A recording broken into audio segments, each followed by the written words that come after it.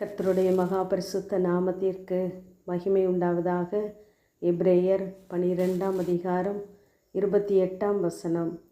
அசைவில்லாத ராஜ்யத்தை பெறப்போகிறவர்களாகிய நாம் பயத்தோடும் பக்தியோடும் தேவனுக்கு பிரியமாய் ஆராதனை செய்யும்படி கிருபையை பற்றி கொள்ள கடவோம் என்று வாசிக்கிறோம்.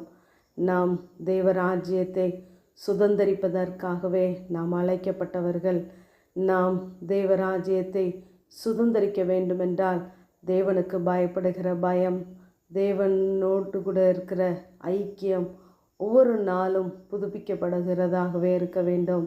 நாம் தேவனுக்கு பிரியமாய் ஆராதனை செய்யும் பொழுது தேவன் நமக்கு பாராட்டுகிற கிருபையை நாம் பற்றி கொள்ளும் பொழுது அந்த அசைவில்லாத ராஜ்யத்தை நாம் பெற்றுக்கொள்ளுகிறவர்களாகவே இருக்கிறோம்.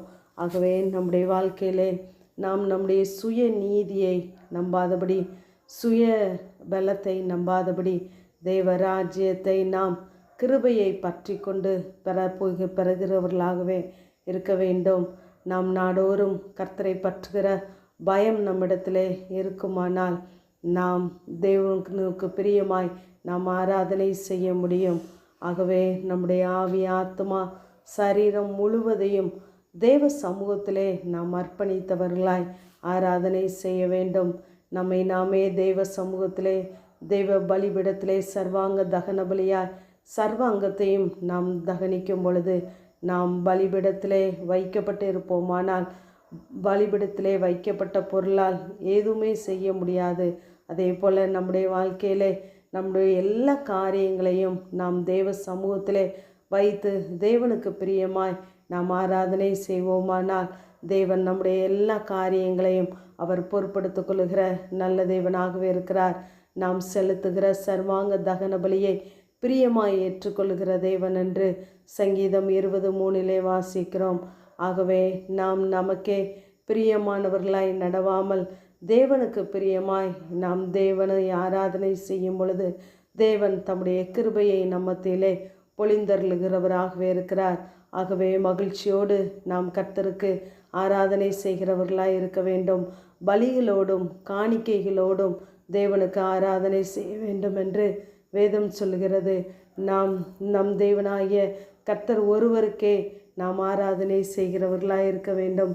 ஆகவே நாம் நம்முடைய மாம்சத்தின் மேலே நம்பிக்கையாயிராமல் ஆவியினாலே தேவனுக்கு ஆராதனை செய்கிறவர்களாய் நாம் இருக்க வேண்டும்.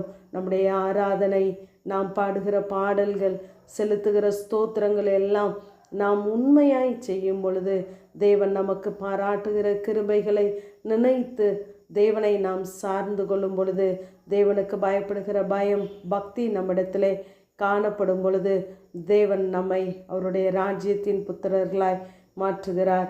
ரோமர் 12ஆம் அதிகாரம் 1ஆம் வசனத்திலே உங்கள் சரீரங்களை பரிசுத்தமும் தேவனுக்கு பிரியமுமான ஜீவ பலியாய் ஒப்பு கொடுக்க வேண்டும் என்று தேவனுடைய இரக்கங்களை முன்னிட்டு வேண்டிக் கொள்கிறேன். இதுவே நீங்கள் செய்யத்தக்க புத்தியுள்ள ஆராதனை என்று சொல்கிறார். நாம் தேவனுக்கு பிரியமான ஒரு புத்தியுள்ள ஆராதனை செய்ய வேண்டுமென்றால் நம்மை தேவனுக்கு பிரியமாய் ஜீவ பலியாய் நாம் ஒப்பு கொடுக்கிறவர்களாய் இருக்க வேண்டும்.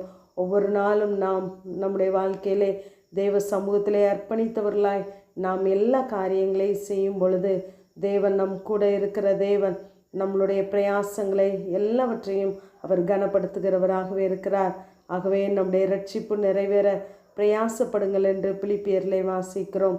ரட்சிப்பு என்பது என்றோ ஒரு நாள் வருவதல்ல, அனுதினமும் நாம் ரட்சிக்கப்பட வேண்டும்.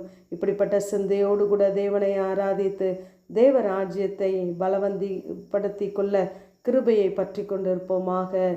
ஆமேன். ஜபம். பிதாவாகிய தேவனே, குமாரனாகிய இயேசு கிறிஸ்துவின் நாமத்தின் மூலமாய் உடைய சன்னிதானத்தில் வருகிறேன்.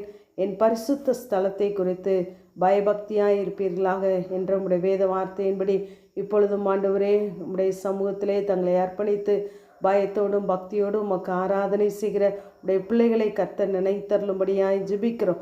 உடைய ஆலயத்தின் நன்மைகளினால் உடைய பிள்ளைகளை கர்த்தர் திருப்தியாய் நடத்துவீராக. இவர்களுடைய எல்லா சூழ்நிலைகளிலும் தேவன் கூட இருந்து ஆண்டவரே காரியங்களை நடப்பிக்கும்படியாய் ஜெபிக்கிறேன். ஆண்டவரே எல்லா சூழ்நிலைகளிலும் உம்மை முன்வைத்து உடைய கிருபையை பற்றிக்கொள்ள உதவி செய்யுங்க. தாழ்த்துகிறோம், மகிமைப்படும் இயேசுவின் முழு ஜெபங்கேலும் நல்ல பிதாவே. ஆமேன்.